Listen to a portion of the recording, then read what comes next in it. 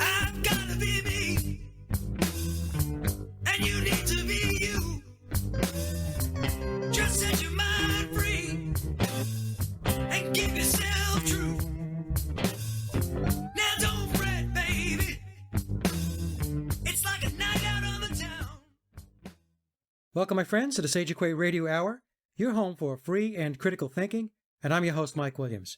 Tonight, my friend and regular guest, Sofia Smallstorm, returns to the show. Our discussion is based on one of Sofia's recent newsletters, where she takes us through a concept known as biological darkness, where the controllers have created a septic world, an environment which thrives upon the lack of organic sunlight to foster disease and illness. We also discuss the elements of the trophic chain, along with how inflammation has been maligned, in an attempt to further impede our body's natural ability to heal. Sofia's personal newsletters are extremely insightful and available to subscribers with a $50 donation. Select newsletters are available free of charge on her site, so potential subscribers can check them out.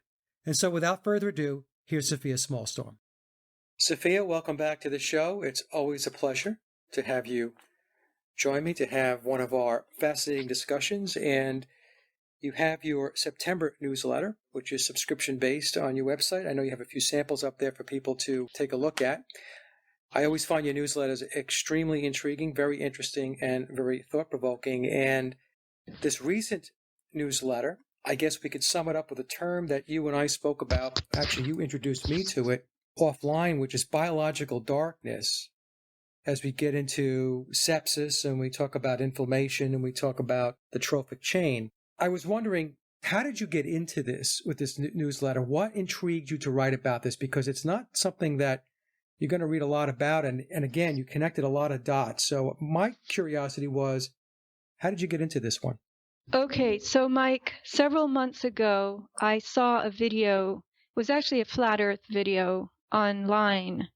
And it was by a guy called Shazvar Bukti. I don't even know who he is, but it was actually one of the better flat earth videos, making the full case, etc. But in one segment of it, I believe it was at 10 minutes 15, he talked about the distinct difference between sunlight and moonlight. And he said that sunlight was golden, warm, drying, life-giving, preservative, antiseptic, and cleansing, whereas moonlight was silver, cold, damp, promoted necrosis, sepsis, and putrefaction.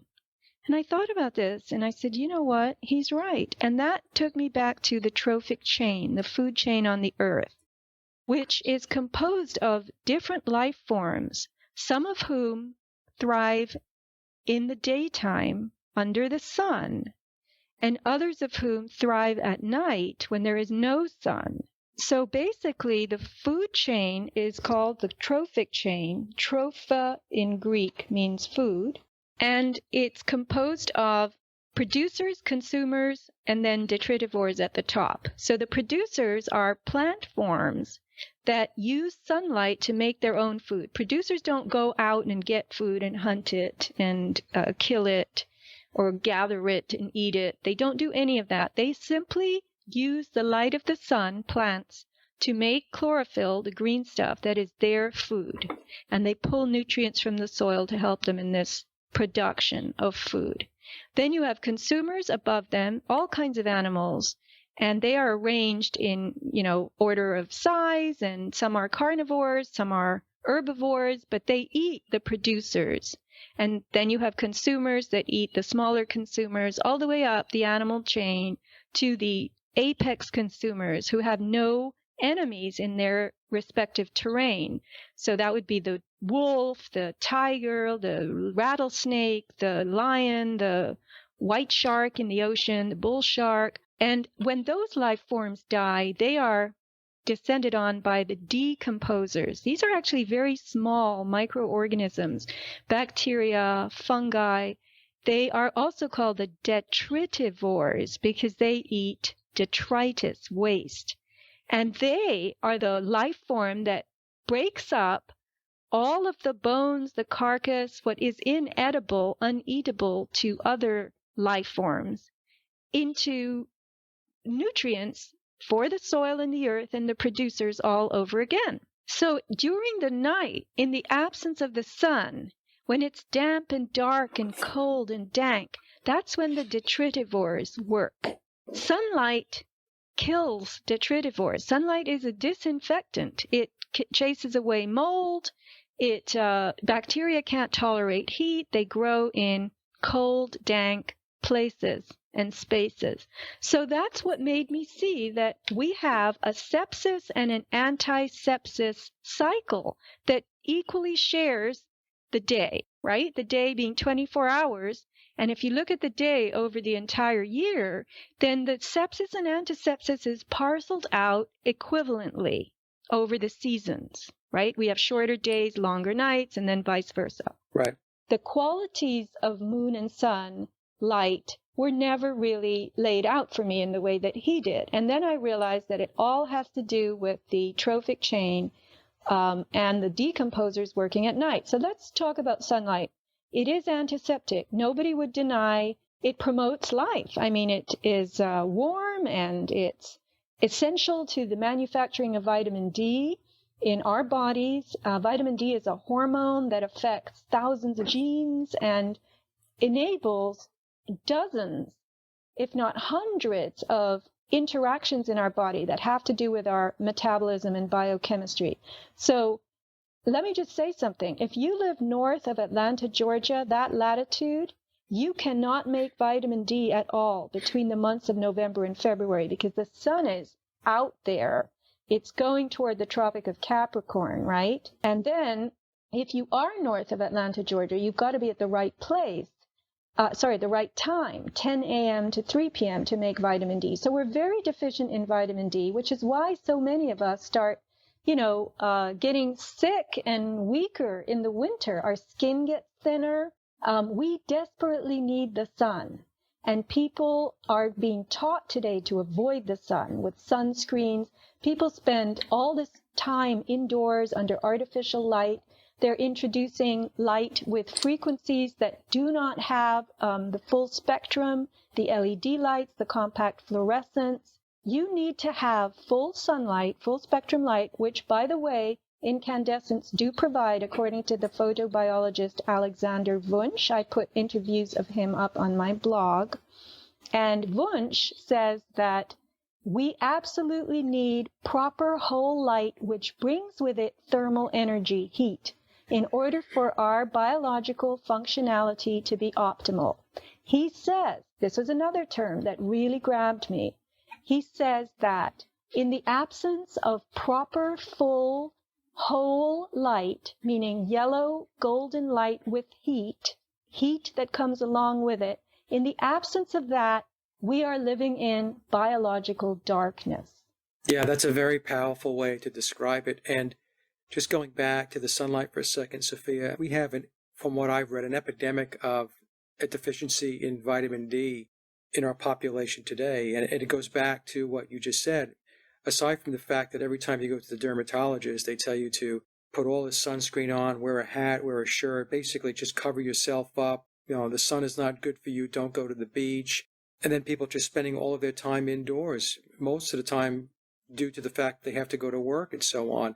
And I guess we'll get into this, not to mention the fact that the spraying is blocking the sunlight. So, and I know that we'll talk about this a little bit more, but when I read your newsletter, it started to sound like there's something behind this as far as an agenda maybe versus this is the lifestyle of people. I mean, it is a lifestyle for people, but I think the lifestyle has been manufactured and orchestrated to a certain degree in order to keep people out of the sunlight.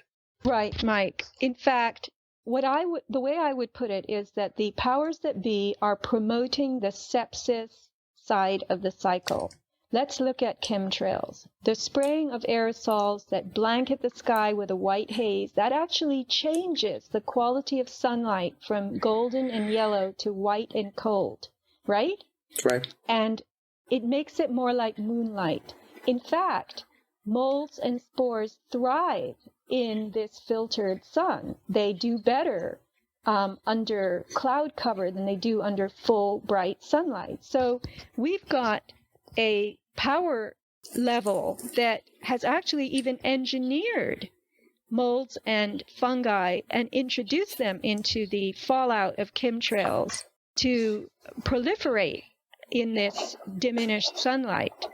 So the sepsis part of the cycle is being supported by the assaults that are being perpetrated on us that deteriorate our vitality and resilience and systems in general, from GMOs to vaccines to really the type of light bulbs, with the frequencies that they're giving us now. They're going to do away with the incandescents. Everything they do, I was listening to an interview with Dr. Andrew Saul about hospitals. Hospitals don't have proper lighting, and when you're in artificial lighting with bad food, bad, drugs being given to you as supposedly curatives and healing agents, you are being shoved full force into body sepsis. And in fact, infections, it's called septic shock and sepsis.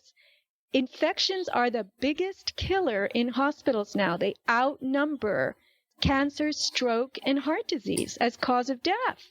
Now, Sophia, for the purposes of the audience, when we talk about sepsis, we're talking about infection?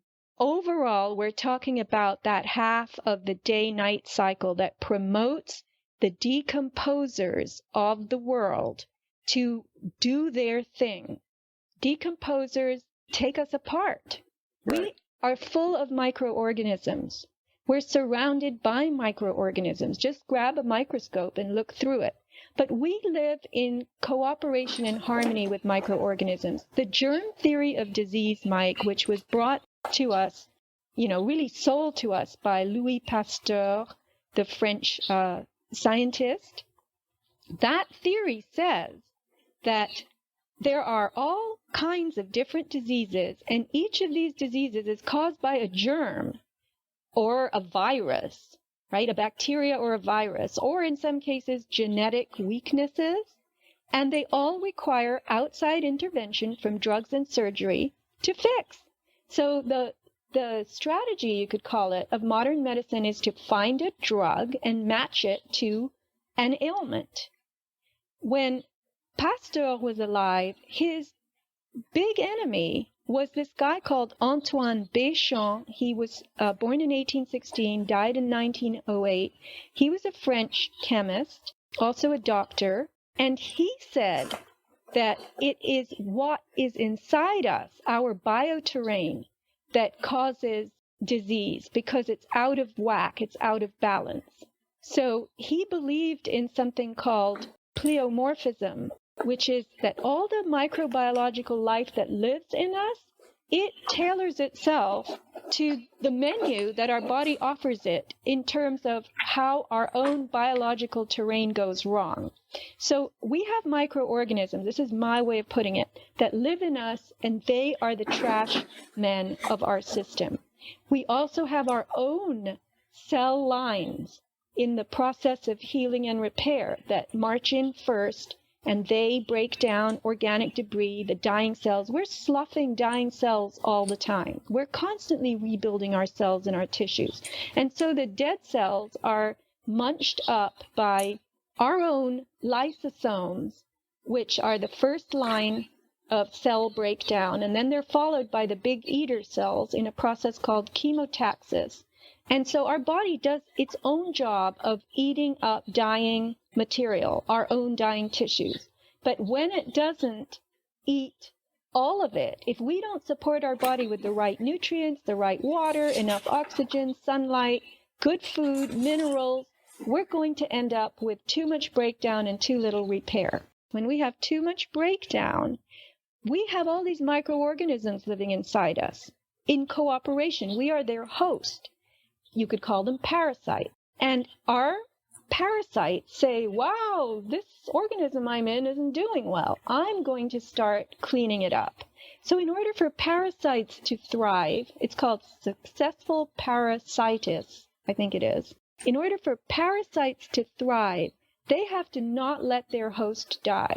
So these bacterial forms and the fungi like yeast that live inside us, when we have too many dying cells, they start eating, and they start doing the toxin cleanup, because that's part of the whole system of our internal bioterrain.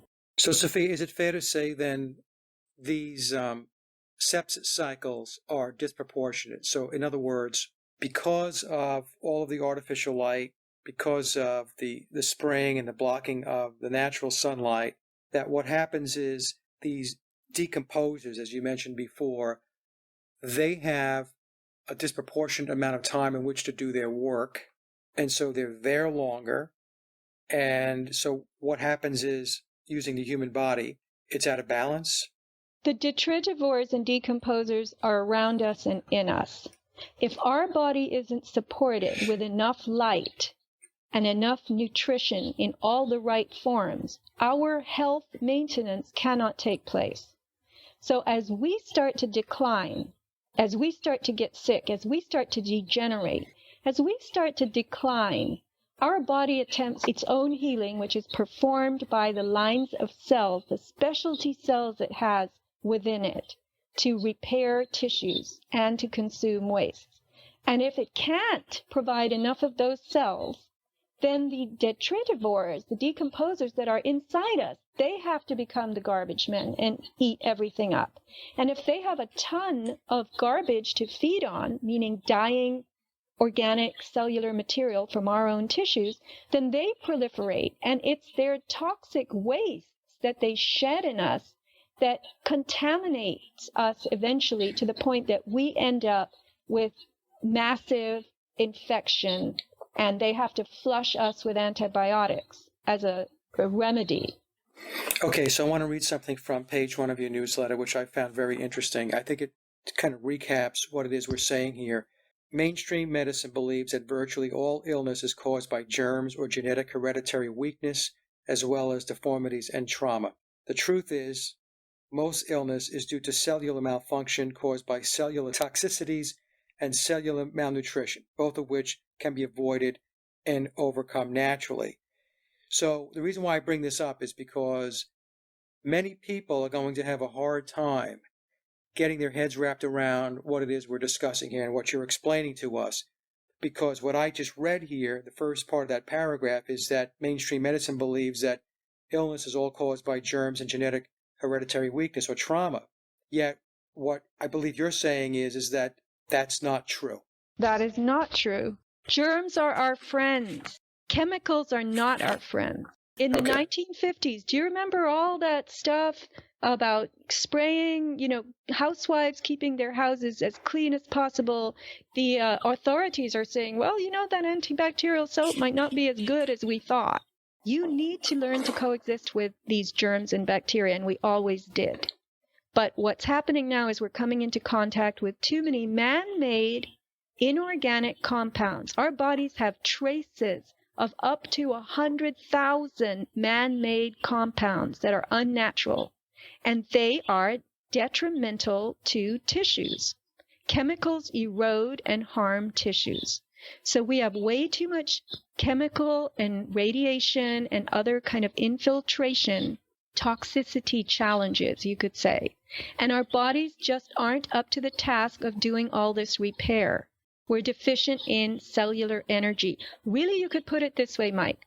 All disease is due to energy deficiency in the cell. The little teeny cells cannot maintain themselves. They cannot keep themselves free of hazards and toxins and do their basic housekeeping. Does that make sense? Yeah, no, it makes sense. And the reason why I'm drilling down is because this is going to be very difficult for a lot of people to, like I said before, to get their heads wrapped around it, because they have been taught exactly what I said before, that everything is external. And we need all of these pharmaceuticals and all of these medicines in order to overcome these external-based inputs into our body. So, if we don't have these pharmaceuticals, if we don't have these drugs, then we can't combat a disease, or we can't combat bacteria or viruses or whatever. So I think, like I said, it's going to be difficult for folks to get comfortable with this, because the first thing, I think you and I talked offline the other day, and we said even people who are into holistic healing and medicine, alternative medicine, as soon as something happens, as an example, cancer, they abort the whole holistic mindset and they run right to a mainstream doctor, and then they march right into chemotherapy and radiology. So what's that about? Let's just think this through like logical human beings, okay? I'm not a doctor, I'm not an expert, neither are you, but we're Right. going to try to be logical, right? Right. Most people don't self-diagnose that they have cancer, right? They Correct. know something's wrong. They might have a big lump, or they might have a lot of pain, or they no longer can eat properly or swallow, or something's going on, and they go to a doctor. And the doctor recommends tests, and the tests show a mass, and then a biopsy is done, and the cells that are drawn out of that mass show to be cancerous. Then they're told they have cancer. Now they're already in the clutches of those people. So those people tell them, oh, you have cancer. You're going to have chemotherapy and or radiation. They're already there. 6 months ago, all they had was a lump or some discomfort. They didn't know they had cancer. I don't know a single person who says, you know what, I've got cancer. I'm going to go to such and such healing modality and treat myself naturally. They always get their diagnosis from the mainstream authorities and hospitals. So the thing is, I learned from Mike Anderson, who made a great film called Healing Cancer from the Inside Out, that when you're diagnosed with cancer, chances are you have had it a very long time. I'm going to talk about Dave McGowan for a minute. Dave McGowan said on interviews, lots of people on the internet said that Dave McGowan was killed. He was given his cancer, stage 4. They took him out because of his research. All right. Now, I knew Dave. I had talked to him on the phone several times, and we did an interview. We wrote a lot of emails. I'd never met him because he started to decline, and I didn't want to go up there and bother him. I wanted to walk Laurel Canyon with him sometime. But anyway, Dave did acknowledge on an interview he did with Maria Heller that he was waking up in the night unable to breathe, strangulated, for 1 entire year. So he had something going on in his chest or his respiratory system or his throat that did not allow him to breathe, waking up choking for 1 year. Okay, so what was that? Was that something unrelated to his cancer? Probably not, right? Right. And he only sought a diagnosis when the pain got really, really bad. That's what drives people finally to get help, because they can't do something that they normally would do. They can't go to the bathroom, they can't breathe, they can't eat, they can't drink, or they have terrible pain. People who are diagnosed with cancer usually have it for a very long time. And cancer is totally caused by energy deficient cells. Those cells are now going into what's called fermentation. Cells normally make their food they make their cellular fuel in the nucleus. They use ATP, adenosine triphosphate. It's an electron-packed nanobattery, and each of your cells, depending on what kind of cell it is, can contain up to 1 million or more ATP batteries. So when the cell can't make ATP inside the nucleus using oxygen, when the mitochondria, those are the little systems that make the ATP, when they are fatigued, when you have what's called mitochondrial failure, your cell will start to make energy, plan B, in the cytoplasm. That's the surrounding water-based matrix around the nucleus inside the cell. The cytoplasm will be the energy production center of the cell, and the cell will use glucose and enzymes to make energy. This is called glycolysis. It is a default we have in our bodies. When the nucleus is not working to make our energy, we'll go to the cytoplasm. So cancer cells are called glycolytic cells. They do 2 things. They surround themselves with a very thick protein shield because they want to be highly defended from more intrusion and influx, and they become sugar feeding.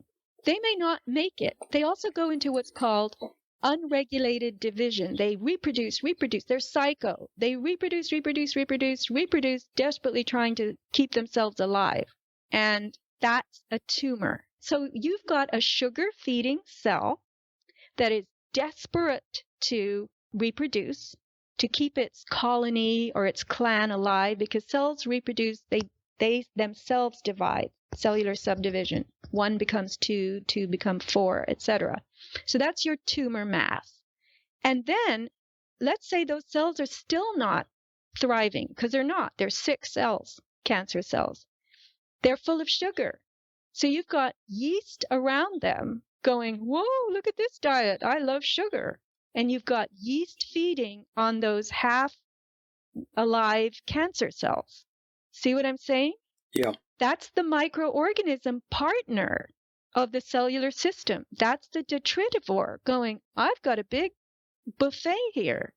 Then you end up with people who have candida infections because the candida are overrunning their bodies because there's so much sugar in there to feed on from the dying cells. Well, let's go back to Dave McGowan for a moment here now, because I'm sure some are going to be asking this question. So what options did Dave have? In other words, was it to the point where the external factors like the artificial light, lack of nutrition, lack of sunlight, all that stuff had gotten to the point where the body can't overcome whatever the issue is, in his case, cancer? Or, I mean, in other words, I guess the question is, what options did Dave have at that point in his life? How could he have healed himself, or was it even possible without trying, mainstream medicine for cancer treatment? I don't want to discuss Dave because I wasn't his doctor. I don't even know that much about his situation. Well, we'll just use anybody who has cancer. Okay, yeah. So when you wait a very long time to get a diagnosis, and look, I'm going to say this. We all love Dave, but he also admitted on that same interview that he smoked for 40 years. He was a heavy smoker. Now, do we know that heavy smoking may cause lung cancer? Do we know this? We do.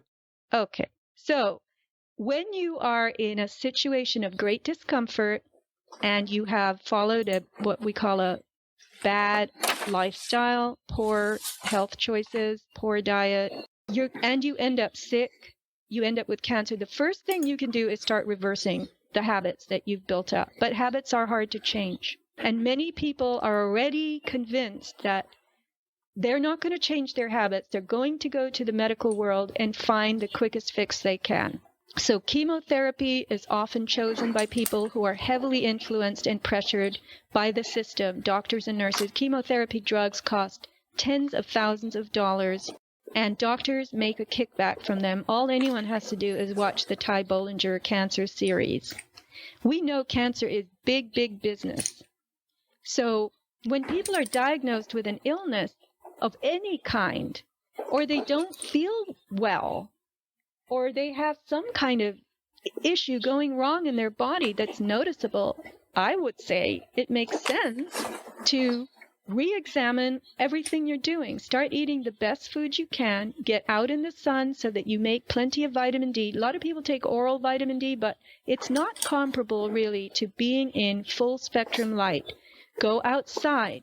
Drink in the sunlight, especially through your eyes.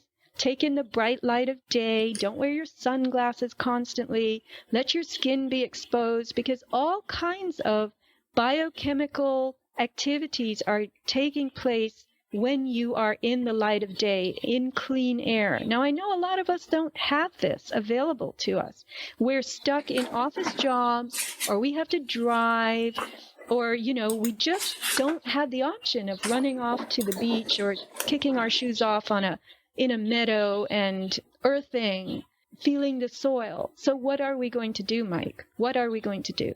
Well, I guess that was my point, was that it goes back to what I said earlier in the conversation, is that the cards are stacked against us, because what we are taught about what's good for us or how to treat an illness or a disease or whatever it's just not the right way to go about it.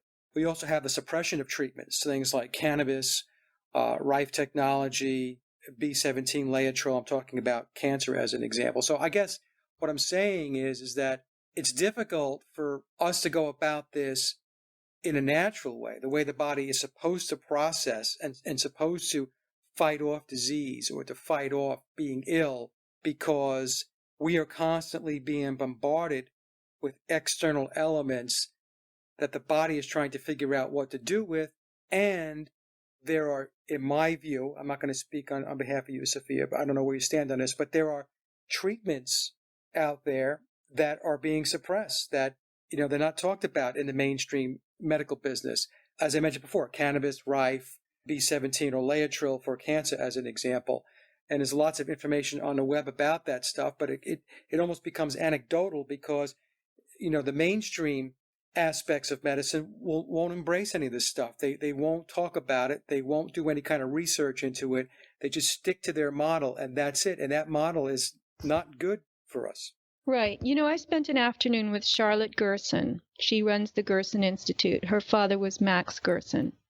And Charlotte Gerson explained to me that at their cancer center, which is in Cancer Treatment Center in Tijuana, it's out of the United States, they get a lot of stage 4 cancer patients. A lot, because these people have already tried chemo and radiation and it didn't work, and they're told, well, you might as well just make out your will and clean up your affairs.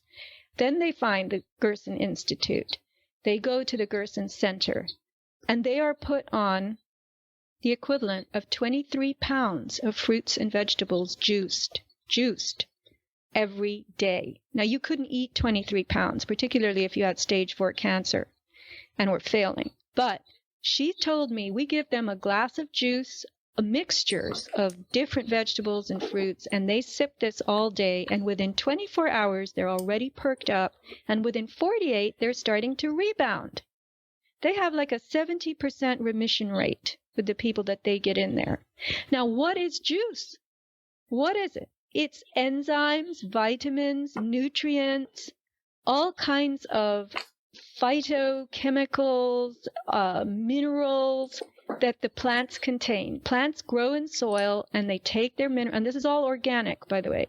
They take they're producers. They pull minerals from the soil. So plants are mineral rich. Organic plants are mineral rich.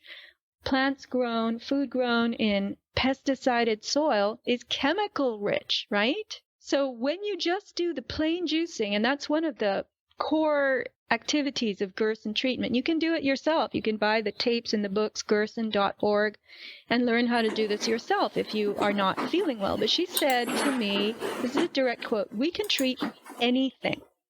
And almost anyone with any medical condition, any health condition, starts to perk up and come back when they come to our center, because they give them proper nutrition. So when your life is nutrient poor, and when your activities are in line with what goes on in the sepsis cycle, you are receiving too many man-made inputs, GMOs, chemtrails, vaccines, office lighting, no fresh air, no exercise, bad water with fluoride and chlorine in it. What do you expect? So I would say the best thing to do is everybody needs to start educating themselves. And there is so much to learn, Mike. What I've learned just recently about inflammation, which I would like to talk about in this interview as well, it just blows my mind. Yeah, the inflammation part of your newsletter was really an eye-opener. I do want to say one thing, Sophia. Years ago, I used to suffer from midday lethargy, low energy, just dragging. And I remember, I was working and I would just feel tired. But as soon as I woke myself up and made a command decision to change my diet, to eat organically, to take the fluoride out of my water, to make sure I spent time outside, exercise, and doing all those things, all of that lethargy and feeling like you had low energy, that all went away.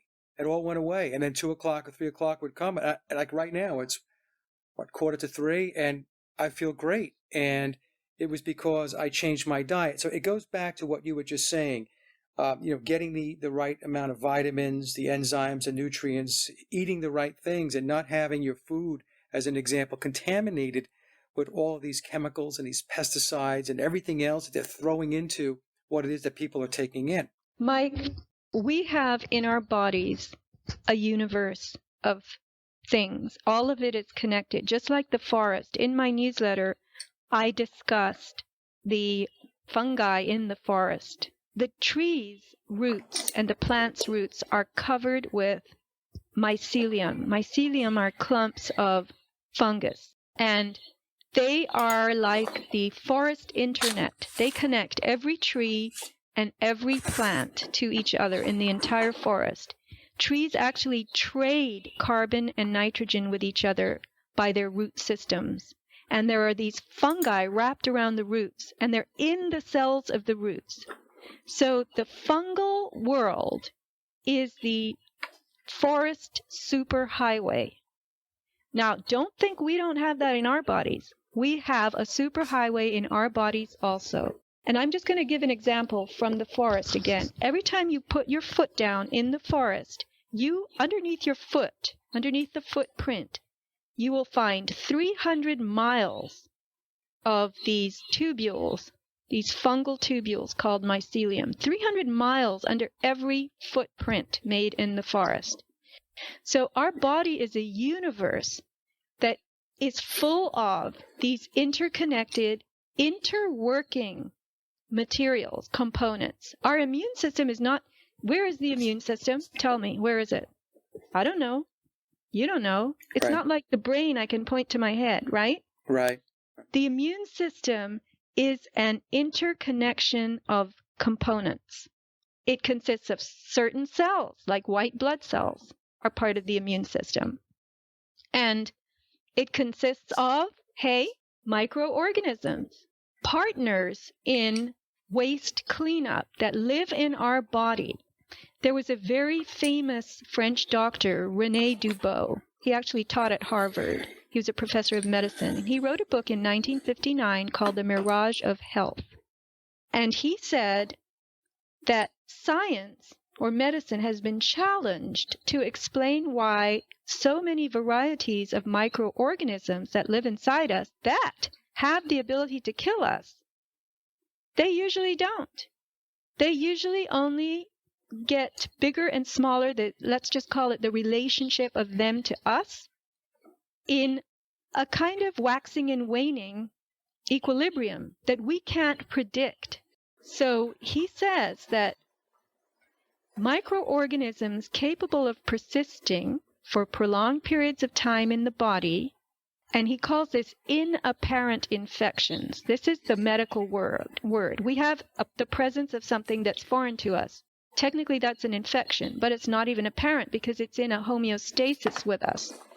Suddenly, they undergo unrestricted multiplication with disastrous effects for their host. That would be us.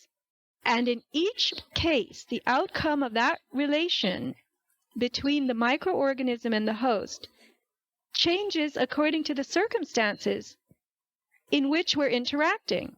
So let's just take the example of a disease that I started to study called meningococcal meningitis. All right, meningococcal meningitis is, technically it's an inflammation of the meninges, which is the lining between the brain and the skull. And ultimately, it may result in septic shock, meaning these bacterial forms called N. meningititis. That's the bacteria that appears when you have meningococcal meningitis, that you've somehow contracted from somebody or something. When those bacteria proliferate in such giant numbers, they create this waste, this slimy waste that slides off their bodies and toxifies us, and then we die. That's septic shock. It's throughout our bloodstream. So let me ask you how this happens. Is there a bacteria called N. meningititis? Have they ever seen it outside of somebody's body? Nope. No.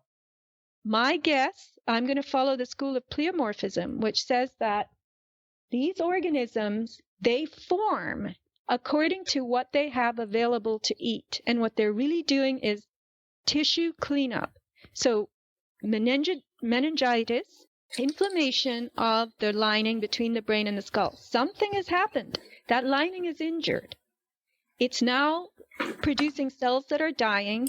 The body's own inflammation process comes in, which we'll address in a minute, to start healing those cells. Inflammation heals damaged tissue. It doesn't cause disease. It accompanies disease. And we'll get into that.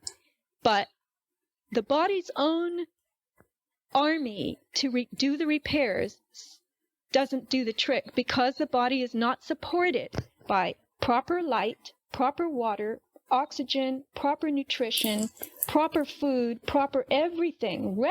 Rest is another big thing. All right? So what happens? The bacteria that are living around that area, they go, we have to help.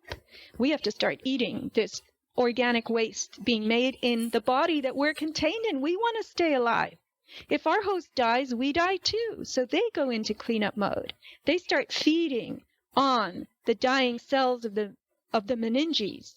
And there's so much food, they grow and grow and grow, and they shed their own waste. They don't want their waste inside them. That's why they have a slimy outside, and they shed it into our bloodstream, and now it's contaminating our blood. Now our blood cells start to suffer, and our blood is taking these damn bacteria wastes to every part of our body. Now we're in major organ failure. They flush us with antibiotics.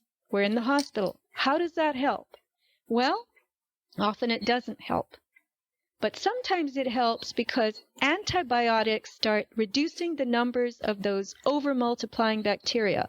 So now our body's own line of defense, those eater cells that themselves clean up organic waste and do repairs, they can get a foothold. They can regroup. They can become the army again. And that's how you would survive, right? Right. That's the only way antibiotics could possibly work. Because our partner garbage men, called detritivores, are starting to decompose us inside because there's too much waste. And they're multiplying so much that the balance of them and us is getting out of hand, and their toxins are going to kill us. So the antibiotic comes in, the antibiotics reduces their numbers, and then our cells can thrive a little more. So it's a dicey game, but sometimes it works.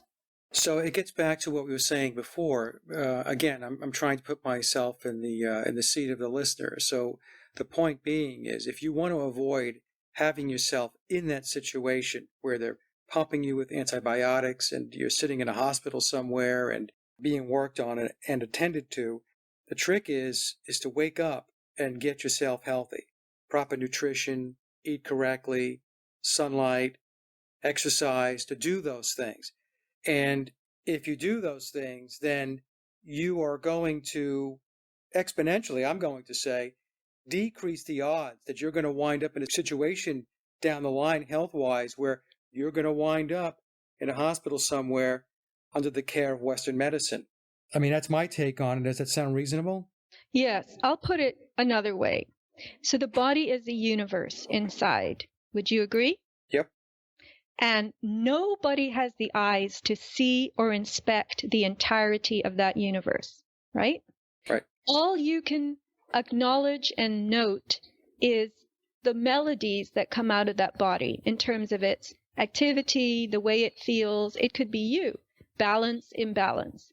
The balance and imbalance is the interplay of what they call symbionts. Symbionts are the forms that live within us in a symbiosis.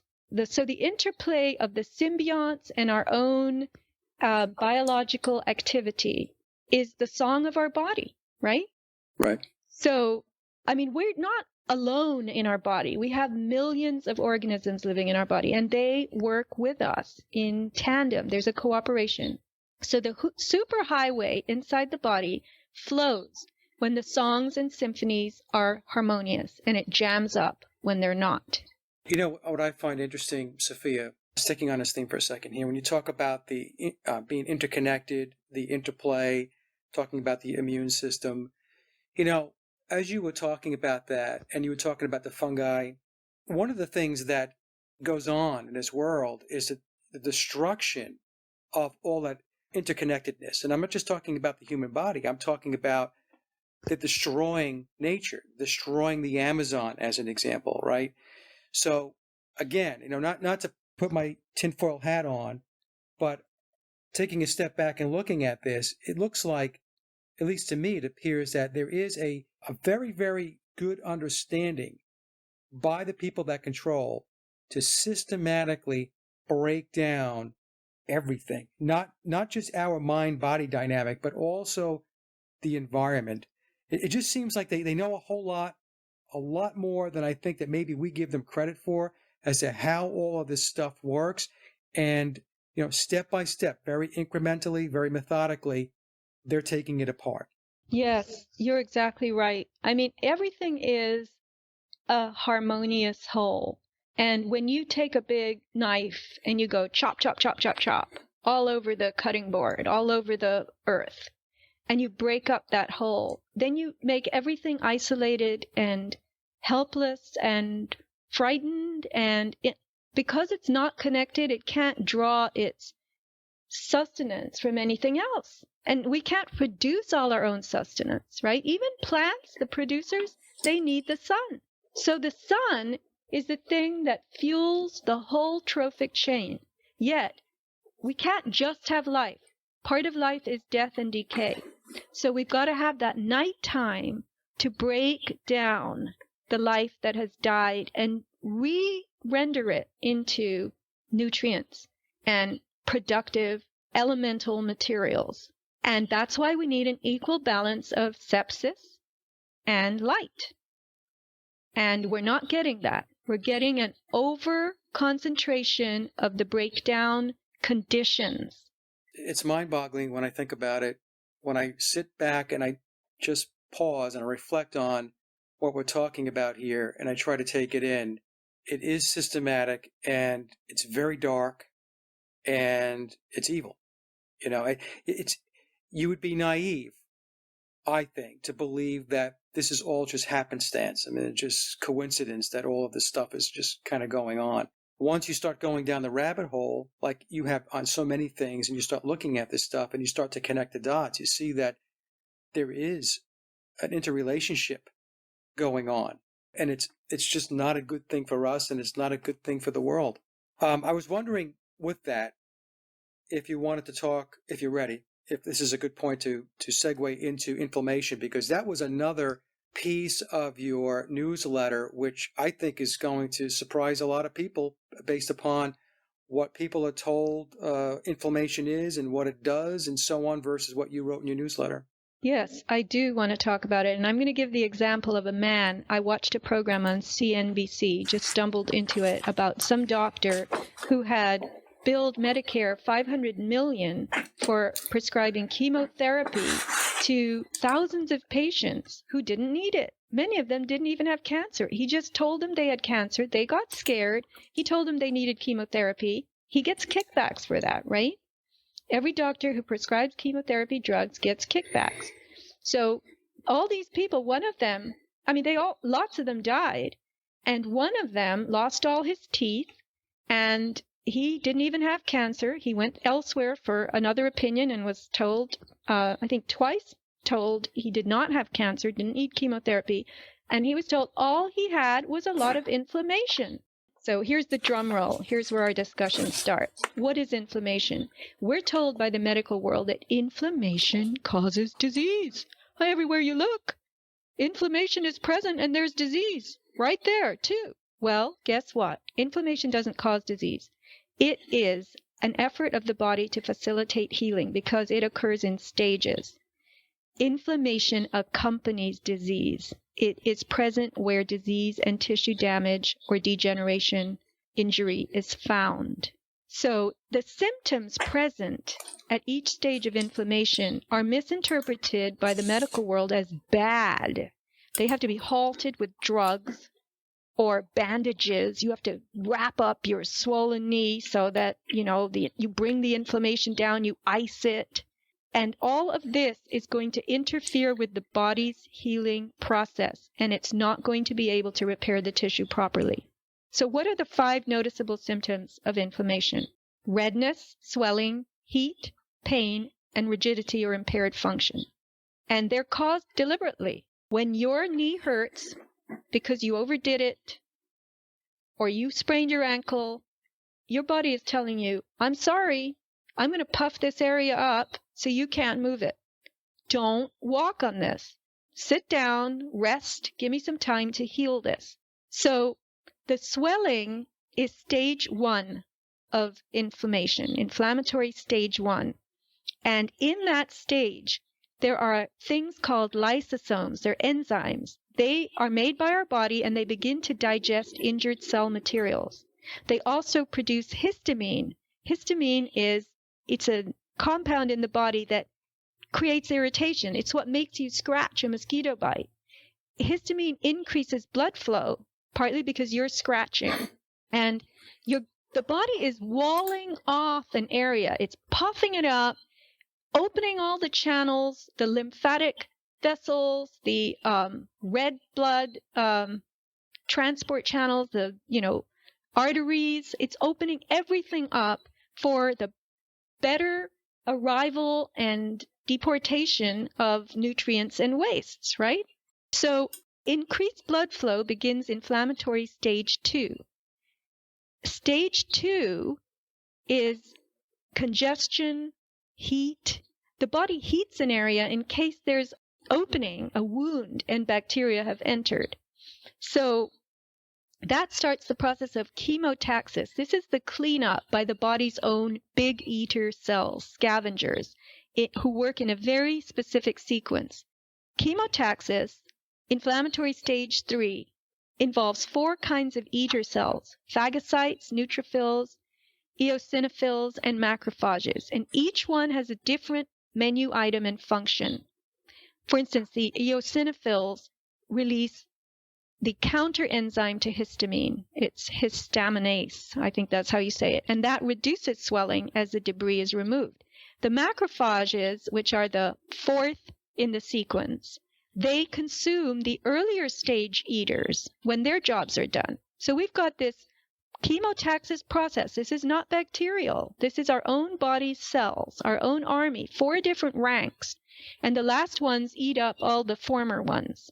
And inflammatory stage 4 kicks off the lymphocytes coming in. Those are the white blood cells that are repair-oriented, and they regenerate the tissues. So the biochemistry of inflammation and repair is pretty amazing. When you supply, again, the right materials for in terms of nutrients that the body makes into its own nutrient compounds, you're going to get real repair going on. When you interfere with those inflammatory stages, stage 1, 2, 3, and 4, with all the different cells and all the different activities that are deliberately following each other in a sensible order, you are going to sabotage the body's repair process. So the antihistamines that they prescribe neutralize the histamines, and they hinder inflammatory stage 1. Then they give us steroids like cortisol, prednisone, NSAIDs, aspirin, ibuprofen, and that interferes with inflammatory stages 2 and 3. The antibiotics hinder stages 3 and 4, and all this paves the way for incomplete repair and recurring chronic problems. Now that's significant in our lives. Who doesn't have a chronic problem, an old injury? Oh, now my elbow hurts again. If you don't interfere with the body's healing, if you don't try to retard the stages of inflammation and stop them and get in their way, you're going to have complete repair. That will enable the problem to be done and over with. Otherwise, you're going to have a chronic issue because it's incomplete repair.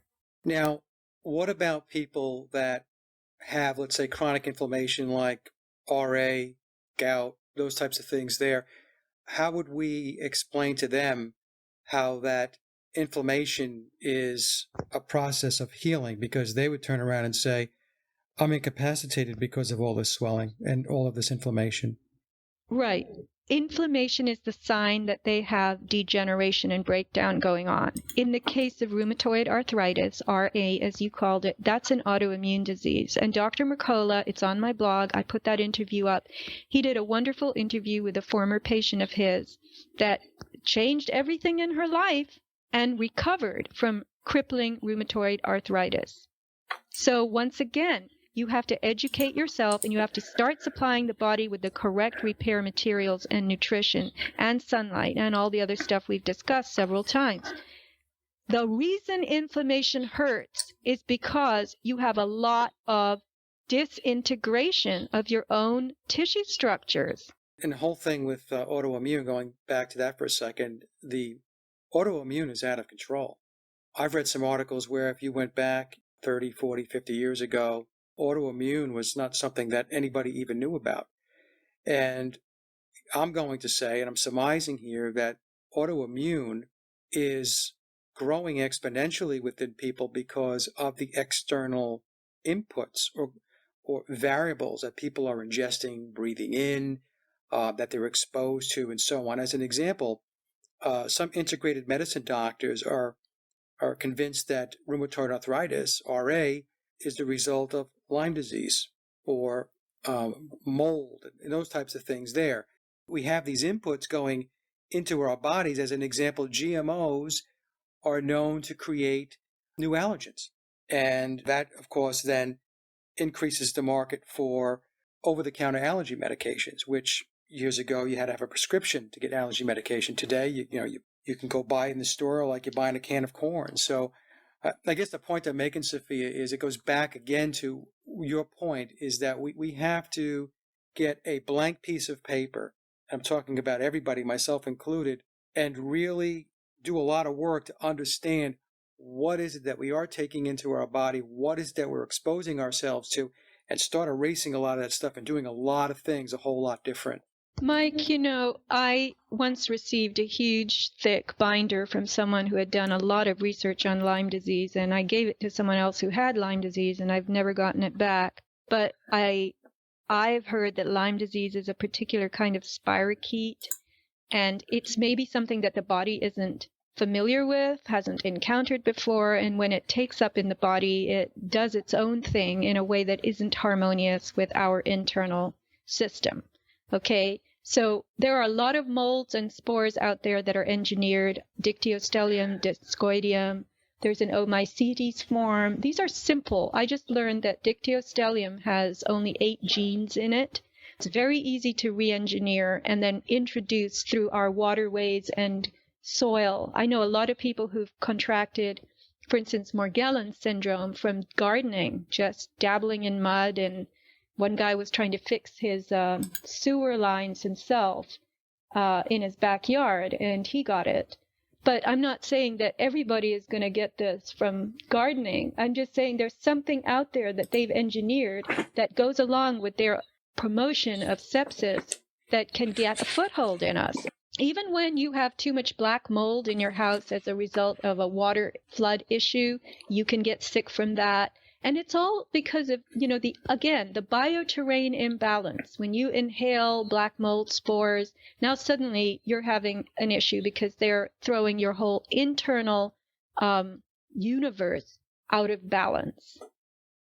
And there are researchers going back to the engineered stuff, that Lyme disease was engineered. Another situation where something was created artificially and introduced into the natural environment, and this is what's breaking people down. Yeah, because they haven't encountered it. It doesn't belong in the natural scheme, in the natural, body and earth universe.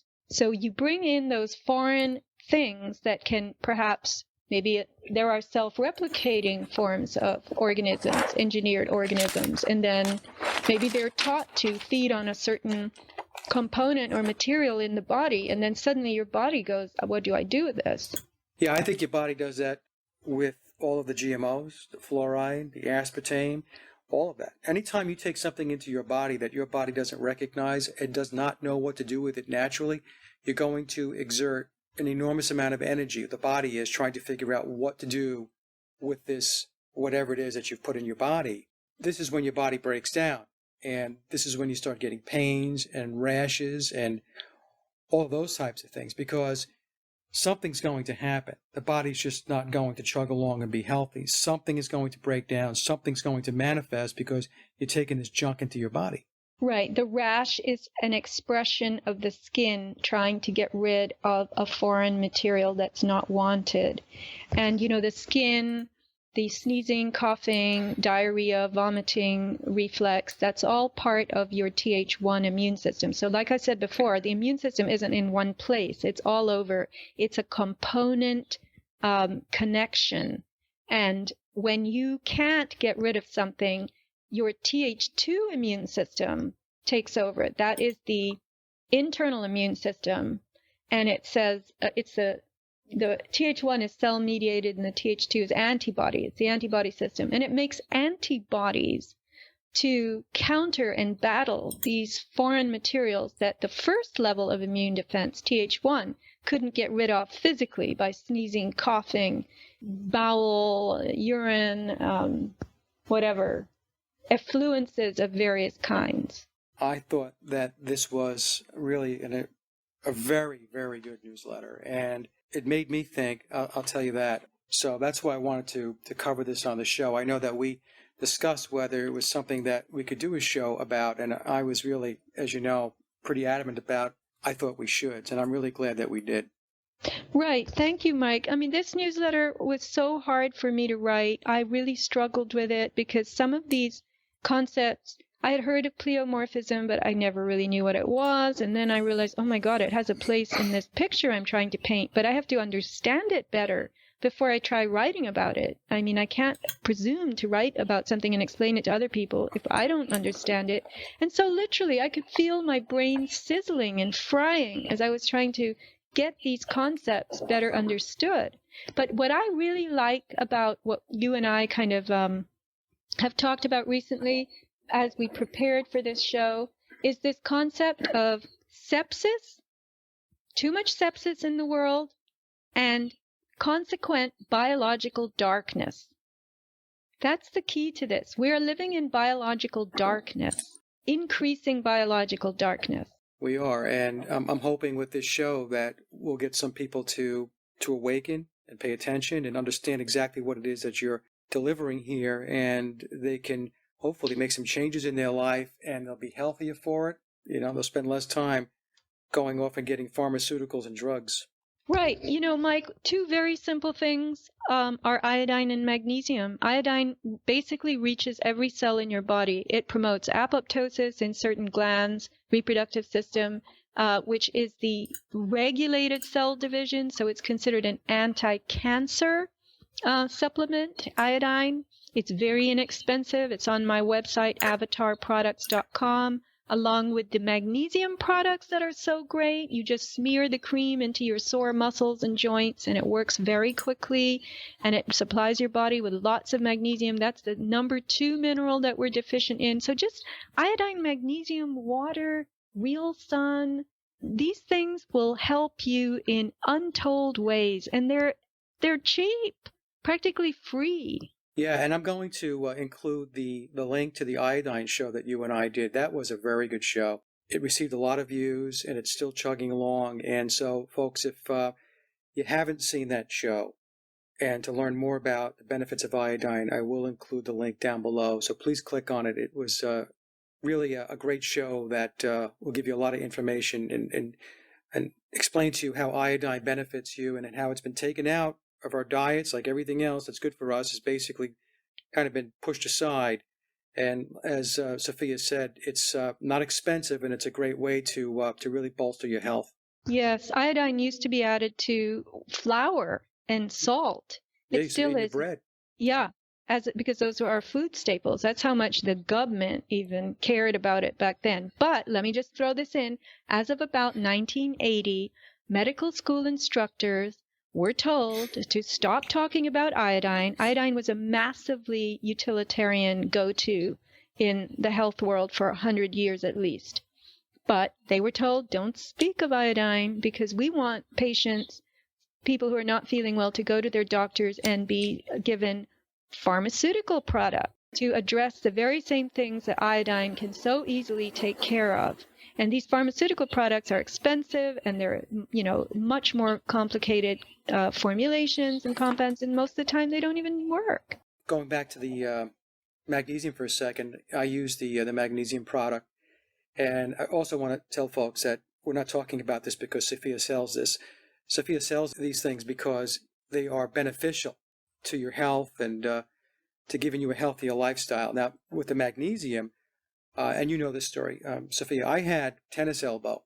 Every time I would go to the gym, once you get that, it's very painful. There's a lot of exercises you can't do. And that type of injury, what will happen is it could take 3, 4, 5 months for the muscle and the tendon and everything else that's involved to heal. And what I did was I was taking the magnesium cream and I was rubbing it on 2 or 3 times a day. And it really accelerated the healing. I mean, it cut the healing time down, I want to say, easily by 2/3, easily. Well, I'm happy to hear that, Mike. Because of you telling me that, I actually used it a lot myself this summer because I had a tear of the MCL, medial collateral ligament, in the knee. That's the stabilizing ligament for the inside of the leg. And I was in great pain. It takes a long time to heal. Yep. I hadn't figured it out until I was halfway through this recovery period. But magnesium cream several times a day was just invaluably helpful. And, I have a new product in my Avatar product store. It's a friend of mine, her creation. She made a household cleaner spray. I know a lot of people have those kinds of sprays that they use or like to use. Some of them are commercial, but this is Mrs. Hamilton's Whole Home Cleaner, and it is made with organic tea tree and other essential oils, organic vinegar, distilled water, and great care. And she said you can even spray it on your palm and transfer it to your dog or cat, and it's a great flea repellent. There are so many uses for it. There's a concentrate. So I just put it up the other day. I want to see how it does, but I love it. It's very fresh smelling, and you want to use it, and it's totally safe to use. It doesn't coat all your household surfaces with chemicals. That's the thing. They got us using these chemical products, and it was the chemicals that made us sick. And, of course, this age of radiation that we live in now. Yeah, I'm going to go to your store and buy some. I use Myers, which is all organic and natural, and I don't use any of the stuff I used to use. I used to use 409 and all that stuff. A lot of people used to or still do, and I found that these types of cleaners that you're talking about, they're actually better at cleaning and breaking down the dirt and the grime than a lot of the stuff that they're selling in the supermarket. Oh, yeah. I am a lover of borax, Mule Team borax. You can shake that in your bathtub or toilet and take a brush and scrub, and it's, a little bit granular, so it scrapes dirt off. You can add it to your laundry to boost laundry detergent, which in my case is always the Himalayan soap nuts. They're wonderful. Himalayan soap liquid now. That's on my website as well. But there are such simple things you can use. Sometimes all you need is water and a sponge. You don't need something to spray. My friends' concoctions make your bathroom and kitchen smell really, really good. So it's those essential oils. And I just think it's a great thing to have around. I think you get fond of see, that's another thing. Now we get into aromatherapy. There is no way, Mike, your sense of well-being is going to be boosted by the smell of 409 or Lysol. There's no way. I mean, they're pretty weird, awful smells. Yeah, they try to make them smell nice with lemon scent and stuff like that, but it's all artificial garbage. It is. So Yeah. The essential oils are the best. I went into a friend's house once, and he had a big can of Lysol on his kitchen counter, huge can. I said, "What do you use this for?" He said, "Well, I cooked some fish last night." I said, "So you sprayed Lysol?" He said, "Yeah, throughout my whole apartment." Duh. I'd rather smell the fish. Oh, man. What does house smell like? Lysol? Somewhat. I just couldn't believe it. I said, get rid of that. Yeah, people just don't know, Sophia. It's an education process. It's a matter of understanding, that this stuff is not good for you. It's marketed as, it doesn't do anything to you. It's harmless unless you drink it, Don't worry about breathing it in. That's okay. Exactly. It's just amazing. Yeah, it's just amazing. But, Mike, in his case, I think it comes from his childhood. His mother, they grew up poor, and she used Lysol because she saw it on television. Yeah. So he kept it around because he was a single father, and he thought he was doing a good thing by spraying it throughout the apartment because of the fish smell. Yeah, it's a disinfectant, and Mom used it, and it's been in the family. And no, look, I'm not picking on anybody because I've done the same things. It's not until I figured it out that, what? Doesn't matter who was using it before me. This stuff is no good. So we should stop using that, those types of products. Yeah. Yeah, right? We have so far to go. We do, but that's why we do these shows, right? We do these shows because we discover things and we figure, well, why not share it? And see if some folks have ears, and if it resonates with them, they'll run with it. If not, they'll just continue to do the things that they do. I just thought of a small thing. Don't fall for the term antiseptic on products. I was going to say, as a note to finish on, we should think about, all right, I'm doing X, Y, Z. Does it promote sepsis or antisepsis? Antisepsis is the sun. It's life-giving. And sepsis is degeneration. So if you'll see in the store products, it says antiseptic, right? That's chemical antiseptic. So when I say, does it promote sepsis or antisepsis, we're talking about natural, life-giving sunlight as antisepsis. No, that's a good point to make, because those words, antiseptic, it has connotation going back to products and Lysol and antibacterial soaps and stuff like that, people are always rubbing on their hands. People have to start thinking more naturally, more organically, and that's going to help, like I said, better environment, healthier you. You couldn't ask for much more. Right. That's when you'll start to thrive. You'll feel better. And I'm going to put up the Andrew Saul interview on my website as soon as I finish it. Very, very good. Basic stuff to know about hospitals, to know about sepsis in the hospital setting. So, okay, Mike, thank you so much for the interview opportunity. And once again, I just want the listeners to know that I have grappled with this. So if I sounded a little bit discombobulated, I am not any kind of research, medical type science expert. I'm just doing my best to break down concepts into communicable form. You did a great job, Sophia. I'm telling you, you did a great job, so no worries. And that concludes another Sage of Quay interview, and I hope you enjoyed the discussion as much as I did. Links to my guests' websites and social media are listed in the show notes below. And as always, I'd like to thank everyone for listening and visiting the blog. You can get to the blog by typing in sageofquayradio.blogspot.com, or simply head over to our hub website at sageofquay.com. Also, if you get a moment, please visit laboroflovemusic.com to listen to my album, Leaving Dystopia. And remember, live in truth and always serve creation. It's really that simple. See everyone next week. Be safe, enjoy, and God bless.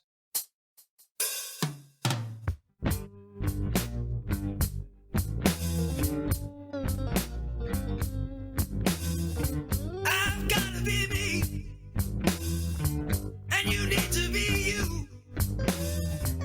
Just set your mind free and give yourself truth. Now don't fret, baby. It's like a night out on the town. And don't be feeling blue, no, no.